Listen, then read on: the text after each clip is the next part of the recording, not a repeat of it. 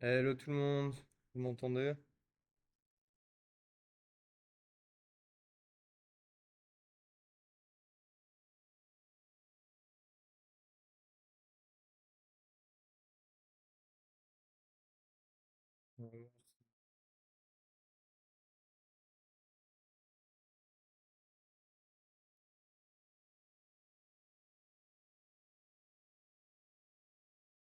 Non, je pense que ça devrait être bon.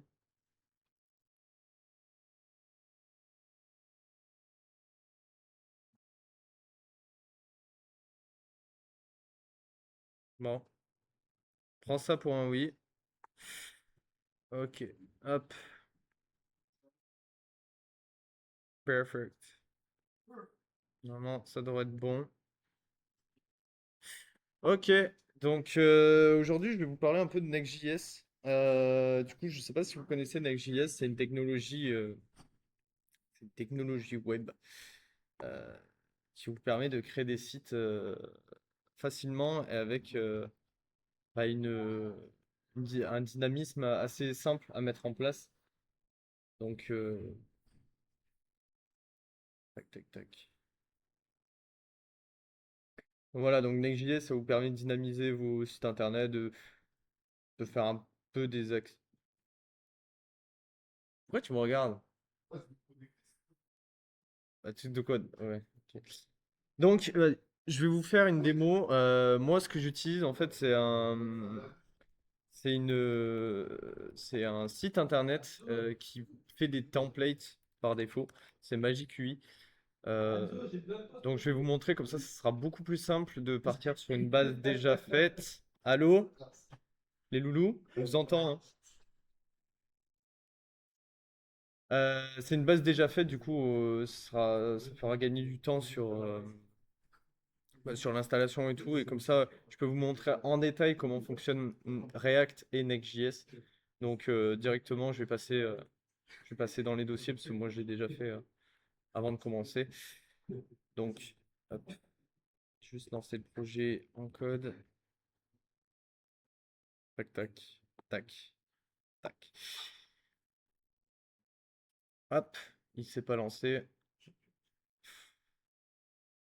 Hop, tac, tac, tac. Et on est là. On est là ou on n'est pas là? Apparence. Tac, tac, tac. Non, Explorer, il est là. Voilà, donc quand vous arrivez sur Next.js, vous arrivez sur cette architecture. Donc je sais pas si vous voyez, c'est pas un peu petit pour vous. Je sais pas, bonne question. Euh, bon, vous me direz si c'est pas, si vous voyez rien. Donc, vous arrivez sur une architecture qui est à peu près comme ça. Vous avez des fichiers un peu système où on n'a pas forcément la nécessité d'y toucher parce que enfin, moi, tout est déjà configuré avec Magic UI. Je vous l'enverrai si jamais ça vous intéresse. Donc, vous arrivez sur une architecture comme ça. Vous avez enfin, trois dossiers importants, notamment le app, le component et le public. Donc le public, tout simplement, ça sert à stocker vos assets, par exemple vos images, un avatar, votre logo, tout ça, tout ça. Et Component, je vous en parlerai après, mais on va commencer par app, ce sera beaucoup mieux. Je vais vous lancer comme ça, au moins ce que je dis, vous le voyez en même temps. Tac, tac, tac, tac, tac, tac, tac.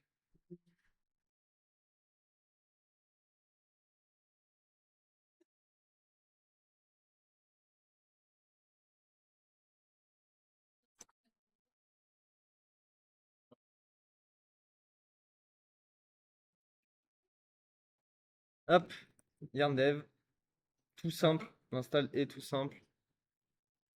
Donc là, normalement, est-ce que vous voyez, vous voyez, vous voyez? La réponse est yes. Bon, ça, c'est le template par défaut, hein. On s'en fiche un peu, mais c'est manière de vous dire. Alors, hop. Je pense qu'avec le streaming, ça doit pas aggranger tout, tout, tout. Voilà, donc on arrive sur ce template-là qui est fourni par Magic UI, qui est très mignon. Et en fait, vous allez voir que c'est assez simple de travailler sur du React. Enfin, du moins. il y a des avantages, notamment le, le, le dynamisme qu'il y a. C'est-à-dire que par exemple, si je prends la page marketing et que par exemple, je voudrais enlever un mauvais exemple, mais on va le faire quand même. Admettons, je voudrais enlever le header. Donc le header, c'est ça, ce qui a écrit au-dessus. En fait, vous avez juste à retirer la balise et hop, elle disparaît. Ça, c'est génial. Donc toutes les modifications que vous allez faire, bah, elles seront modifiées dès le début. Donc là, vous voyez qu'il y a écrit site header et qu'il n'y a pas forcément d'infos. Genre, bah, par exemple, on peut rien modifier. Par exemple, le texte login, là, je peux pas vraiment y toucher. Je sais qu'il est là, mais j'ai pas accès. Donc en fait, ce genre de choses, on appelle ça des components. Et en fait, ces components, vous pouvez les retrouver dans le dossier que je disais. Et notamment, on a site header. Pour le coup, c'est ce qui nous intéresse. Donc si on va dans site header, on va retrouver énormément d'informations qui ont été fournies par le développeur, plus ou moins intéressants ou pas. Mais en fait, vous pouvez retrouver tout le texte qui a été écrit ici pour, euh, pour afficher ces boutons. Donc par exemple, si login, je voudrais le remplacer par se connecter, bah, je peux. Par exemple, s'inscrire, je peux. Magic UI, je vais l'appeler Wolverton School, je peux. C'est instantané en fait. Du coup, ça c'est plutôt cool. Il y a un truc qui est magique avec Next.js, c'est la façon dont vous allez créer des liens. Donc là, je pense qu'il y en a qui sont perdus parce qu'ils se disent putain, il y a énormément de code, je comprends rien. Effectivement, c'est peut-être pas forcément le bon exemple. Donc je vous propose que on fasse péter le fichier principal. Donc ici, ouais, on va aller juste laisser main. Et comme ça va nous permettre de partir sur voilà, une base vide. Là, ce sera beaucoup plus simple. Hop. Voilà. Vous voyez que ma page est vide. Et si je fais Hello World, vous voyez qu'elle est affichée là. Comme ça, je vais pouvoir vous montrer toutes les technos. Est-ce que je vais faire un truc aussi sur le live? Je pense que ça pourrait aider. Euh, Tac. Attendez, je reviens. Ça évitera de faire du yo-yo avec les screens. Hop, c'est lui. Ouais, c'est lui. Tac, tac, tac.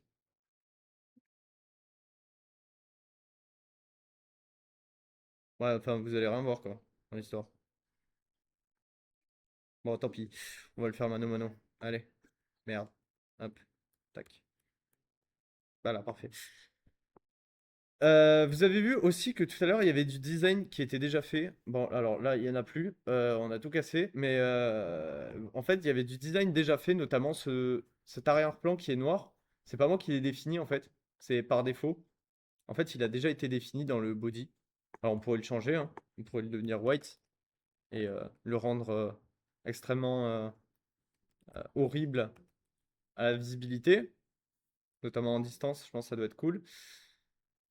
Et changer plein de trucs. Par exemple, si je veux mettre.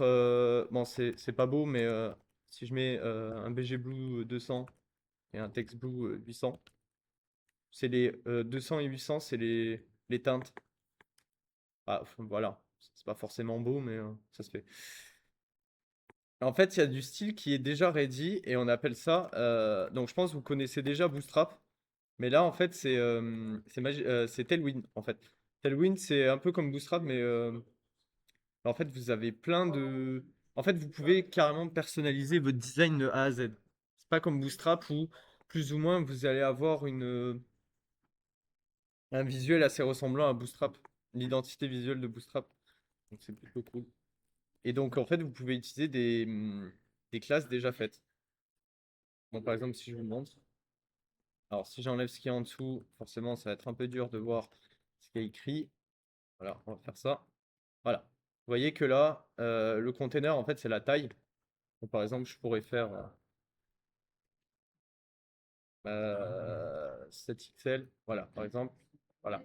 En fait, ce que j'ai dit, c'est que Si je devais traduire ça en CSS, ceux qui en ont fait, ben en gros, c'est comme si je disais width égale 100%, max width égale bah, le comparatif à 7 XL, donc j'en sais rien. Et margin, c'est comme si j'avais fait auto. Margin X. Donc, je sais pas ce que c'est le comparatif. Voilà. Et en fait, grâce à ça, vous allez pouvoir créer un site assez rapidement. Et en vrai, en se prenant pas énormément la tête. Par exemple, welcome. Après, ça reste du HTML, hein, tout. Euh, School website. Hop, je rajoute les classes que je vous disais. Par exemple, texte 4 XL pour la taille, font bold pour le gras. On peut rajouter par exemple un PY16, donc padding vertical. Ah, là il m'a dit non parce que c'était Y, je me suis trompé. Hop, voilà. Un peu grand, je trouve. Hop, on descend, tout simplement, en fait. Il n'y a même pas besoin de s'embêter à aller modifier du CSS et mettre manuellement, ah ben je veux que le titre fasse 18, fasse 16, fasse 14. En fait, il y a juste ça à changer, tout simplement. XL, euh, large, euh, base, c'est base. Normalement, je crois que c'est du 12 ou 14 pixels. SM, XS, etc., etc. Il n'y en a pas énormément, mais il y en a déjà pas mal pour avoir les tailles de base. Donc c'est ça qui est cool. Donc voilà, et vous pouvez du coup créer assez rapidement un site web assez propre et avec des trucs, je vais vous en montrer quelques-unes. Hop, voilà. Website, semi-bold. Désolé, il faut que je le fasse bien. Voilà, hop. J'ai éteint mon PC! Pop, pop, pop. Ah, il fonctionne toujours? Test. C'est bon, vous m'entendez? Et peut-être appuyer sur le mauvais bouton.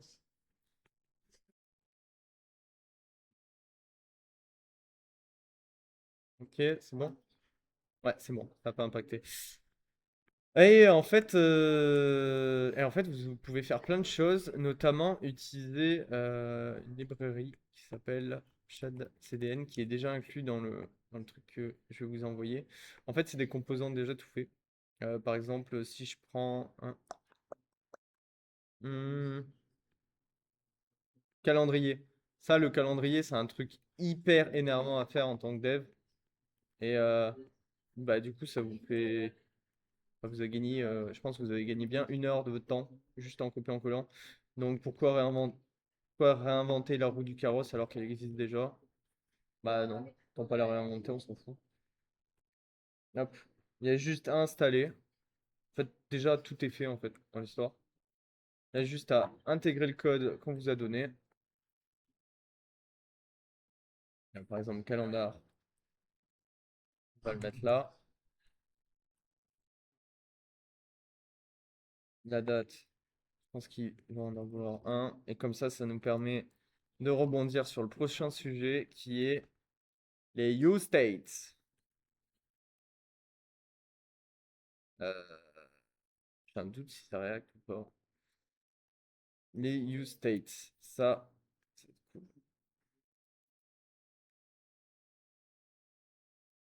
J'étais en train de faire quoi? Je me suis perdu en route.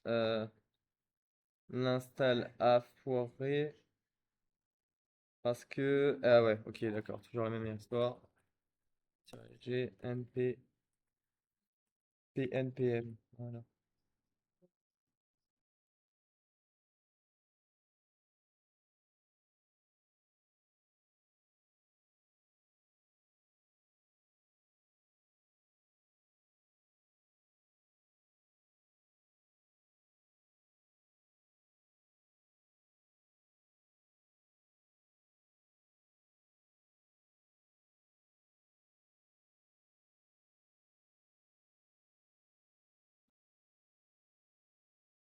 Voilà. Ok, c'est bon, ça finit d'installer. Il n'a pas aimé parce que le useState, c'est uniquement disponible côté client. Hop, 1, 2, 3. Je vais devoir faire un reboot manuel. Il n'a pas aimé.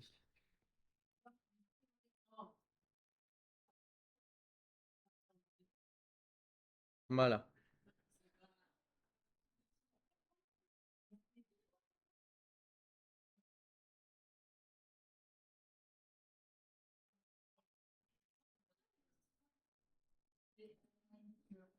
Allez, voilà. Et en fait, on a notre calendrier, donc plus ou moins assez explosé pour le coup, parce que je pense qu'il y a une bordure de base. Mais si on fait inline flex, j'ai fait une erreur accidentelle. Voilà. Et voilà, là on a notre calendrier du coup, et en plus il est déjà généré, donc pas besoin de se prendre énormément la tête. Ça c'est plutôt cool. Et du coup, je pense que c'est là on va pouvoir commencer à parler des use states. Qu'est-ce que c'est les use states? Très très bonne question. Alors là, j'en ai utilisé un pour la date, mais on va pas utiliser lui pour que ça soit beaucoup plus simple à comprendre. On va faire un compteur.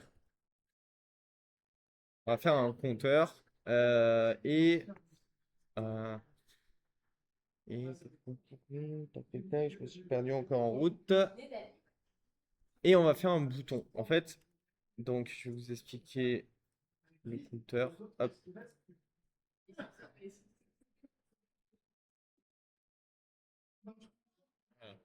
Bon.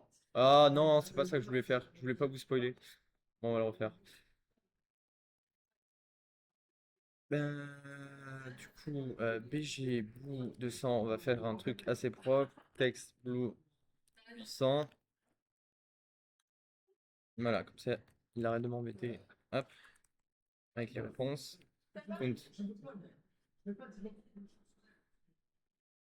Euh, Unclick. Increment. Là.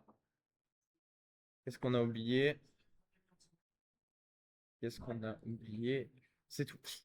Donc, je vais vous expliquer ce que c'est un useState. Un useState, ça a été créé pour React, notamment maintenant du coup Next.js. Et en fait, ça vous permet d'avoir des variables qui sont dynamiques en fait, dans tous les sens du terme. Donc en fait, si vous voulez, si je prends count à l'heure actuelle, qu'est-ce que j'ai fait comme bêtise? C'est une bêtise?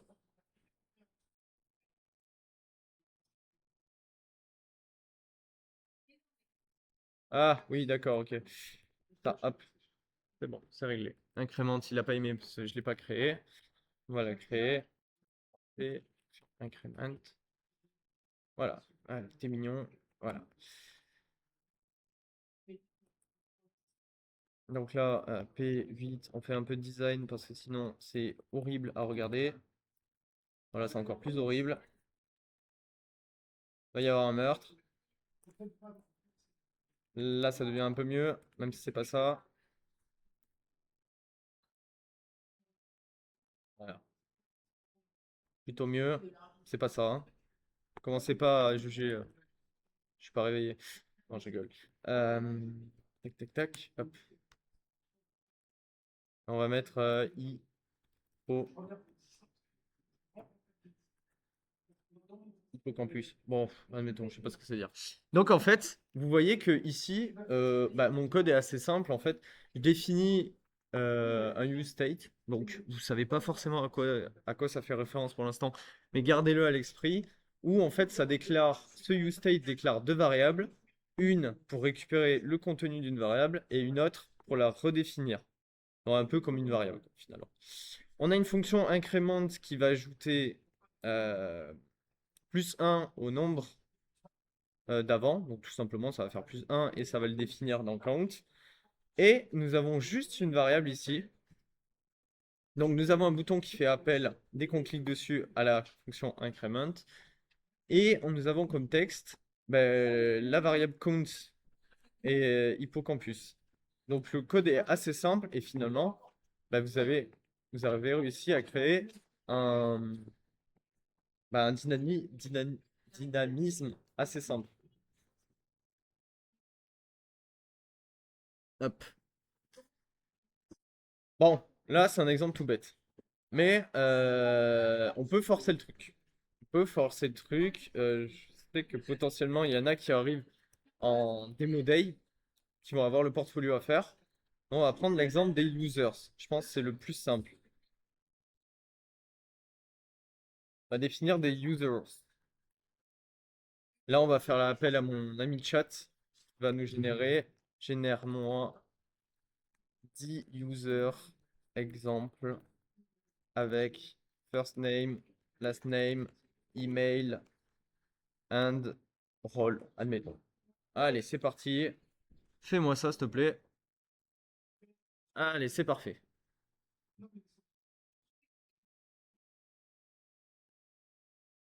Juste, on va pas les laisser là.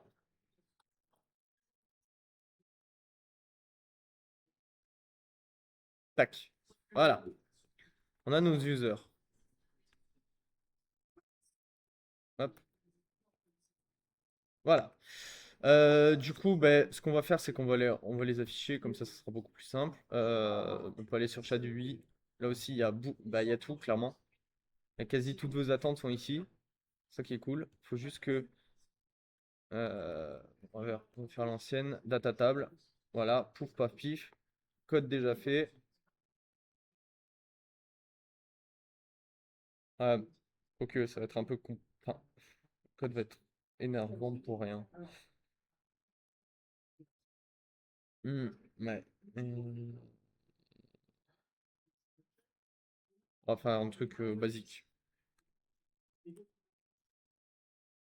Peut-être que chat va pouvoir nous aider sur ce coup-là.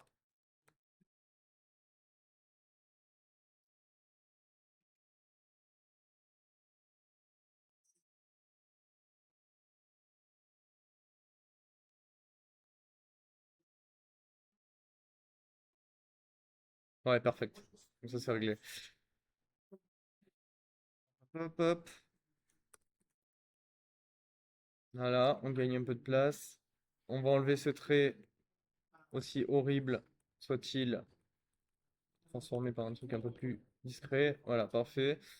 Donc voilà, là j'ai mes users qui sont affichés. Bon, on s'en fiche un peu. Et en fait, les useState, ça va vous permettre de faire un truc qui paraît hyper énervant à faire quand, quand vous débutez et tout. Et en fait, useState, vous allez voir, ça fait search user. Voilà. On a juste rajouté ce bouton ici, là. On va créer un useState qui va nous permettre de chercher cette search. Voilà. Quand on écrit dans un bouton, on, alors je sais plus ce que c'est on, euh, bon, il me le fait, ok. Un change et un value, donc en fait, quand on va écrire dans ce bouton, on va aller définir bah, la variable search par ce qu'on a écrit dans ce bouton.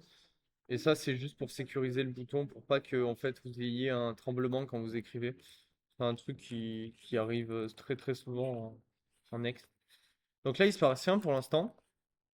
La variable est quand même définie, search. On voit pas forcément, mais elle est définie. Et en fait, on va pouvoir aller filtrer de manière plutôt simple. Par exemple, on va essayer de trier Hmm. Hmm. Par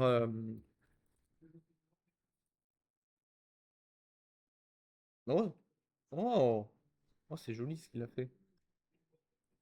Ah, pas bête la technique. Pas bête la technique. Alors, il m'a fait n'importe quoi. Enfin, non, c'est moi qui ai fait n'importe quoi il y a 2 secondes. Elle est où l'erreur? Elle est où l'erreur? Un, 2, 3. Elle est pas là. Un. J'ai du mal à me débrouiller avec les variables encore.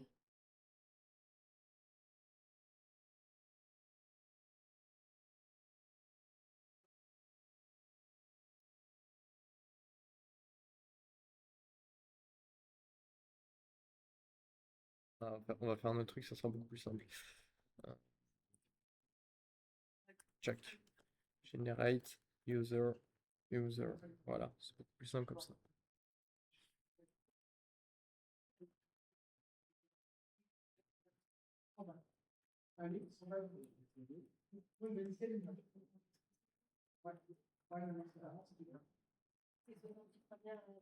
Voilà, c'est beaucoup plus clair en plus. Erreur, débile, encore. Comment ça va?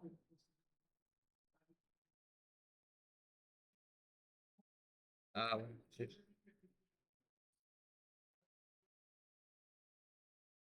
Ah, c'était là l'erreur. Voilà, beaucoup mieux. L'index, forcément, je l'ai oublié.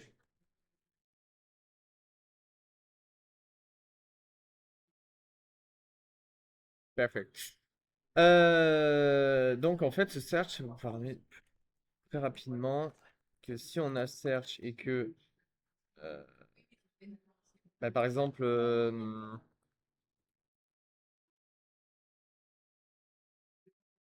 que author name include search,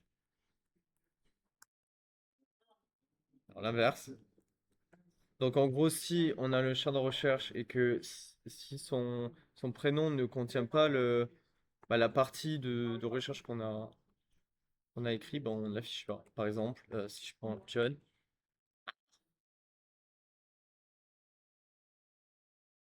il n'y a pas mis de majuscule. Voilà. Si je, par exemple, je tape John, je trouve John. Si je tape par exemple AN, ben regardez, en fait, dans Jane, il y a N. Dans Frank, il y a N. Dans Hank, il y a N. Donc c'est pour ça que ça fonctionne. Anderson, forcément, ça marche pas parce qu'en fait, c'est son nom de famille et je l'ai pas pris en compte. Et en fait, ce que je viens de voir tout à l'heure, et c'est pas bête ce qu'il a fait, chat, en fait, il a créé un fil texte, en fait, où il a mis absolument toutes les variables dans une chaîne de caractères. Et lui, en fait, tout simplement, il vérifie si le terme, on l'a pas marqué là-dedans. Tout simplement. Donc, par exemple, si je tape admin, bah, il n'y a que lui qui est admin. Si je tape Joe Doe, il n'y a que lui. Si je tape Jane, il n'y a que lui. Elle, si je tape Smith, ouais. Putain, c'est pas mal. Je connaissais pas cette technique, elle est plutôt pas mal. J'aime bien. J'aime bien. Ouais. Ah, parfait. Quoi d'autre? Quoi d'autre? Quoi d'autre?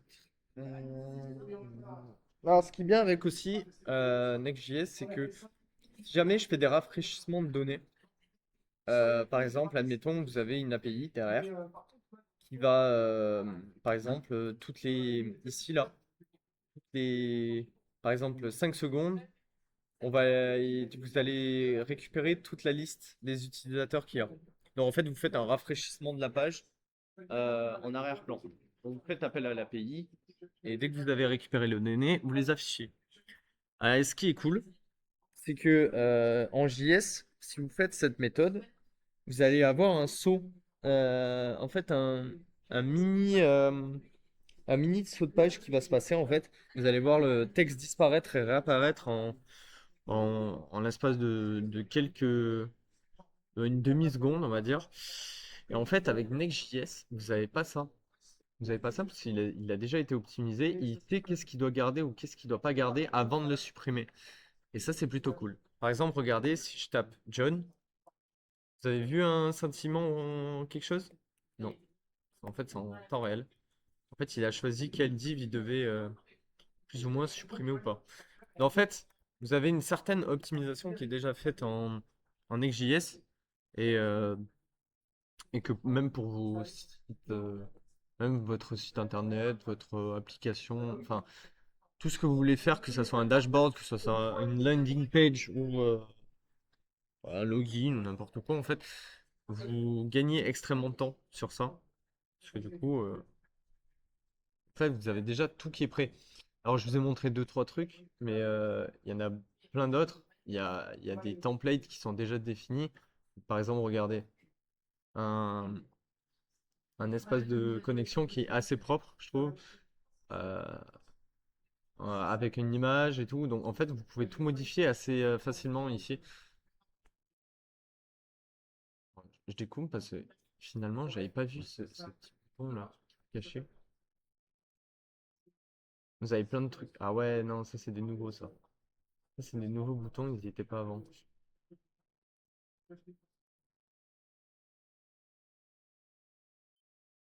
Ah, voilà. Vous avez des charts, vous avez des blocs. Blocs, je crois j'en viens. Ouais, j'en viens. Vous avez des thèmes. Vous avez, je crois qu'il y a deux thèmes possibles. Ah non, non, rien à voir.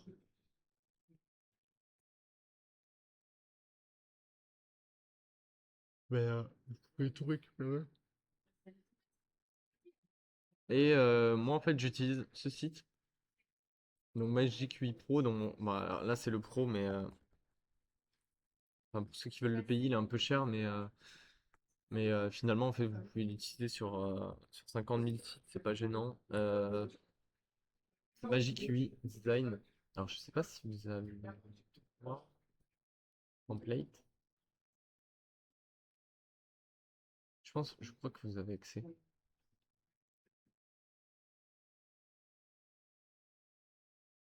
Ouais, portfolio template. Vous avez lui, en fait, qui contient déjà toutes les technos que moi j'ai pris lui en fait, mais enfin j'ai accès à tout.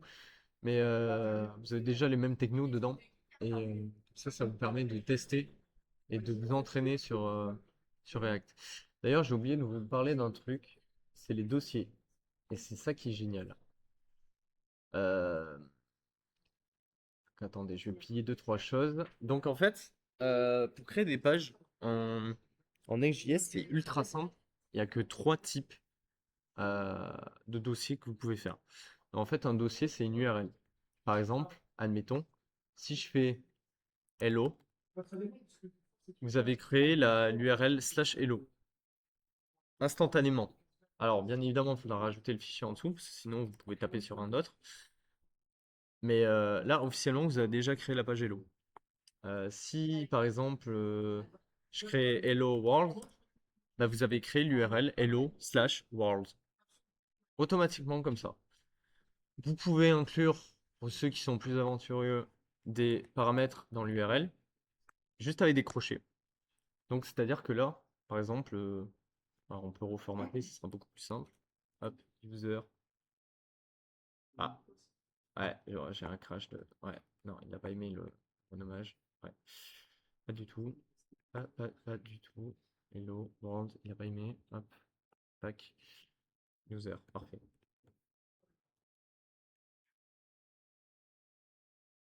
Donc voilà. Là, j'ai créé un dossier user avec des crochets user ID. Ben, en fait, qu'est-ce que vous avez créé? Vous avez créé une route dans votre URL. Donc, je vous l'ai créé à gauche. Et en fait, dès que vous mettez un ID, par exemple votre ID en intranet, donc 59, et ben la page, vous avez accès. Vous avez accès à cette page. Et en fonction de ça, en fait, vous pouvez récupérer encore. Alors, c'est pas pour vendre, hein, parce que je me répète beaucoup, mais vous pouvez récupérer quasi de manière simple cet ID et faire vos actions en fait, et ça va fonctionner partout.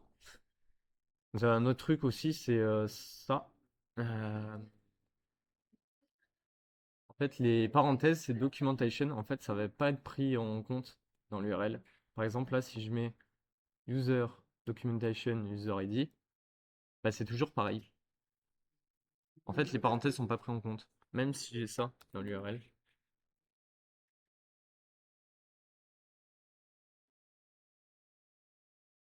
En fait, ça marchera pas. C'est le chemin de dossier, ça peut être ça. Mince, c'est ça. Mais officiellement, lui, il est pas pris en compte. Donc en fait, ça reste ça. Donc en fait, ça me permet aussi de bien ranger vos dossiers que vous voulez faire.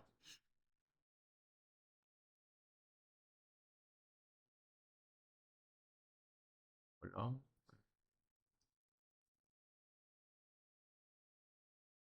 Je sais pas s'il y a des questions, ce sera beaucoup plus simple, peut-être pour pour rebondir dessus.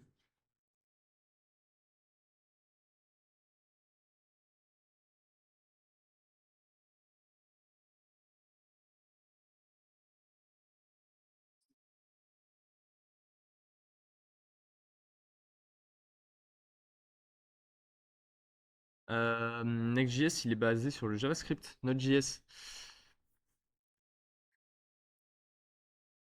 Donc tu sais pas vraiment, c'est pour ça qu'il s'appelle Next.js.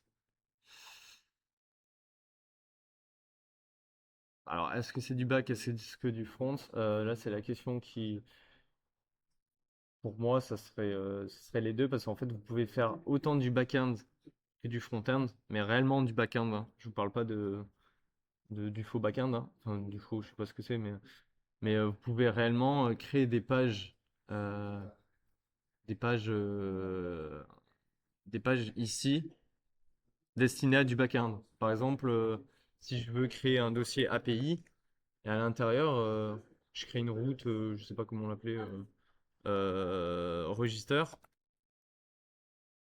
register. Réellement, ça fonctionne. Et vous pouvez décider que ça soit le back-end qui l'exécute. Par exemple, si vous voulez faire appel à MongoDB, bah, pas de souci, vous faites appel à MongoDB. C'est ça qui est super cool. Non, en fait, vous pouvez faire du back et du front sur le même projet. Bah voilà, même lui, il a proposé. Spoiler alert. Donc, c'est du Node.js, mais c'est du back et du front.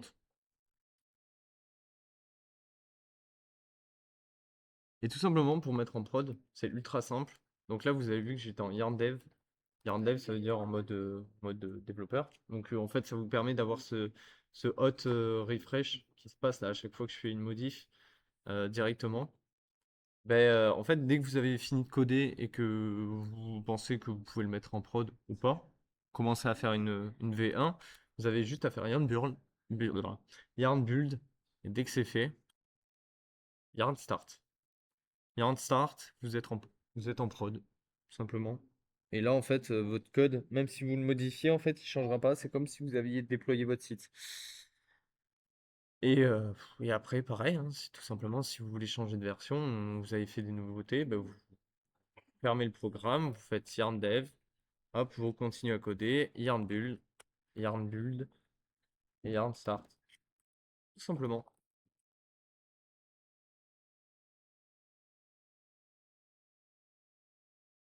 Alors non. Alors officiellement, les trois sont exactement pareils.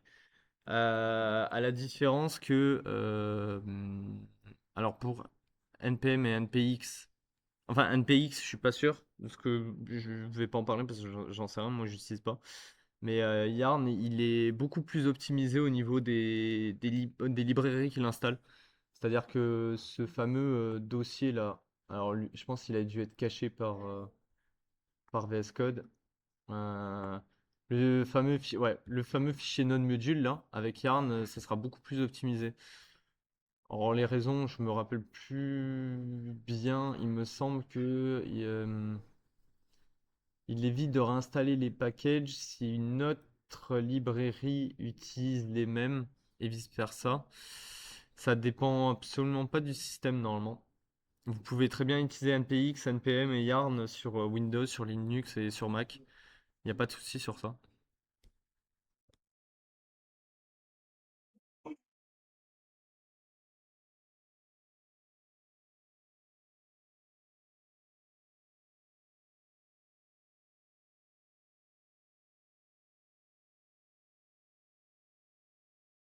Donc là, si je tente, je peux très bien faire NPX start.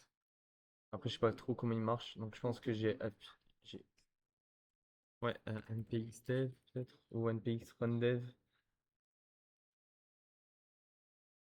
Je pense que je suis juste en train d'installer à la place. Ouais. Ah, peut-être que NPX, il est... Ouais, effectivement, NPX, il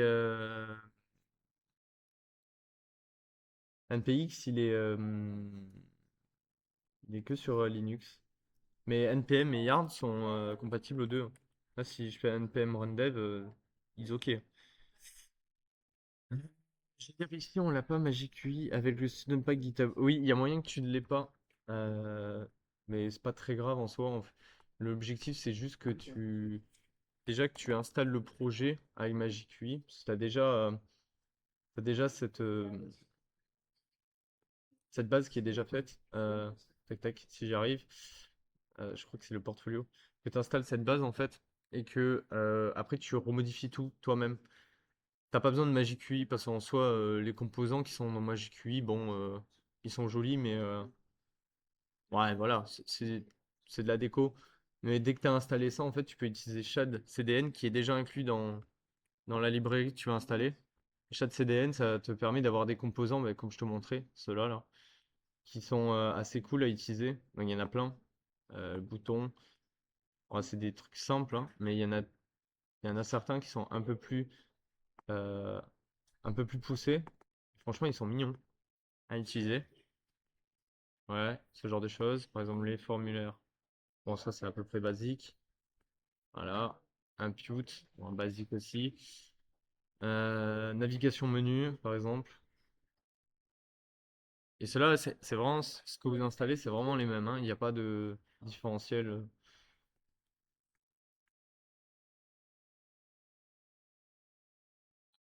Select, le séparateur, le sheet, ça, il est pas mal. À la droite, edit profil. Skeleton pour le chargement. Slider, si jamais. Sonner, c'est pour les notifications qui sont en bas à droite. Switch. Switch, vous connaissez, celui d'Apple. Les tables, là aussi. Tab. Ah, pas mal. Et que ça a rien. Ouais, le mix front et back, ouais, c'est ça qui manquait. C'est ça qui manquait sur les projets parce que, alors, faut quand même comprendre parce que le back-end en Next.js c'est plus complexe à mettre en place. C'est pas comme je t'ai dit, en 3 dossiers c'est réglé. Il y a des configs à faire et elles sont à peu près chiantes. Mais dès que tu arrives à le faire fonctionner les deux ensemble, c'est génial parce que t'as vraiment une commande à faire dans le terminal, quoi. C'est npm start et puis voilà, hein. Alors, la position entre les différents blocs hein, se fait comme en CSS. Alors, elle se fait comme le CSS dans le sens où oui, tu utilises des classes. Tu utilises des classes pour bouger tes éléments, mais en fait, là aussi, MagicUI utilise Tailwind. Donc, je pense que tu connais Bootstrap. Tu connais Bootstrap. Je pense que tu dois connaître. Je te le montre. Ouais, Bootstrap, ce genre de site. Tu connais Bootstrap? Eh bien, en fait, Tailwind est déjà intégré dans le projet, en fait, ce qui te permet d'avoir des classes déjà faites. Par exemple, je touche du bois, on va dire, je vais modifier la taille du texte, font size. C'est pas là qu'on cherche. Euh, La doc. Non, c'est pas la doc, je sais plus où elle est. Elle est là. Par exemple, je cherche à changer la taille de police. Font size, hop, j'ai déjà toutes les classes qui sont affichées avec les tailles que tu peux utiliser. Admettons, je veux changer l'arrière-plan, couleur de l'arrière-plan. Boum, j'ai toutes les couleurs qui sont disponibles. Je veux mettre des arrondis à des blocs, border radius. Bam, t'as déjà tout. C'est exactement pareil que CSS, faudra juste traduire avec les classes qui sont déjà faites pour vous en fait.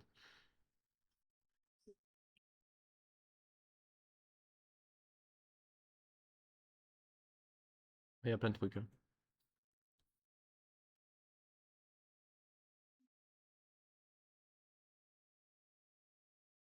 Par exemple, pour faire display flex, ben, c'est flex. La classe c'est flex. C'est Faut juste faut que en fait tu fasses la traduction de CSS à Tailwind, qui est relativement très simple parce que c'est vraiment c'est phonétique, hein. C'est par exemple border radius, bah c'est celui-là il est pas forcément simple. Bah, border radius il aurait appelé rounded, round, rounded, rounded, rounded, rounded. Par exemple margin left. Truc à la con, margin left, bah allez, ML.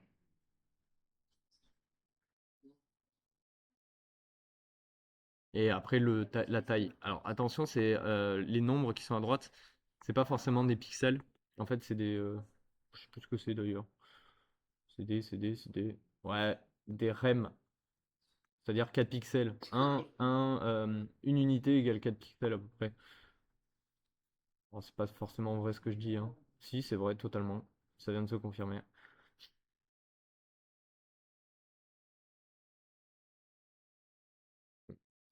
Je peux vous montrer des sites qui sont faits en, en Next.js. Oui. Tac, tac, il me semble. Showcase, voilà. Admettons, on prend truc. Hop. Oh, je sais pas, je connais pas, hein. Je prends en or. Voilà, ça a été fait en Magic UI avec Next.js.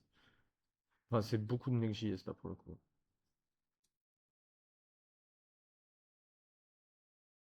Simple.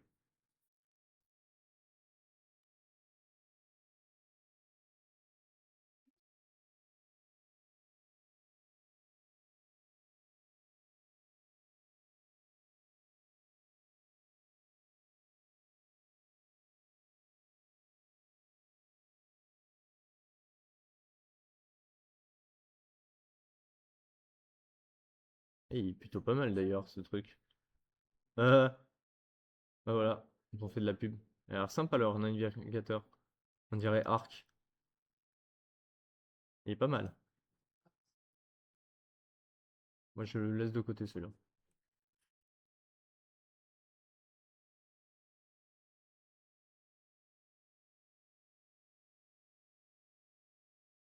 Ok, bah je pense qu'on a fait à peu près le tour. Euh, Voilà. Est-ce que si vous voulez, je peux vous montrer un des sites que j'ai fait avec Next au pire. Euh, Oui, au pire, comme ça vous voyez à peu près à quoi ça, mon- ça montre. Donc voilà, ça c'est fait en Next.js. Hop, j'enlève juste. Ah, je suis pas connecté. Ah, mince. Attendez, c'est pas le bon onglet. Hop là.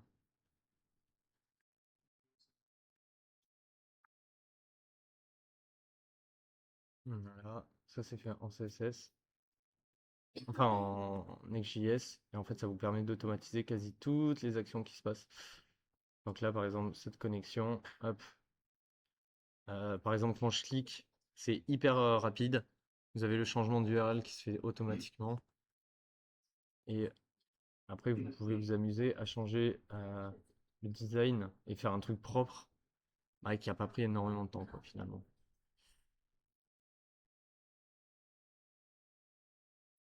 Bon, bah voilà, je pense qu'on a fait le tour. Si jamais vous avez des questions, n'hésitez pas à me poser la question sur Slack. Euh, et puis voilà, voilà. Voilà, voilà. Sur ce, à la prochaine.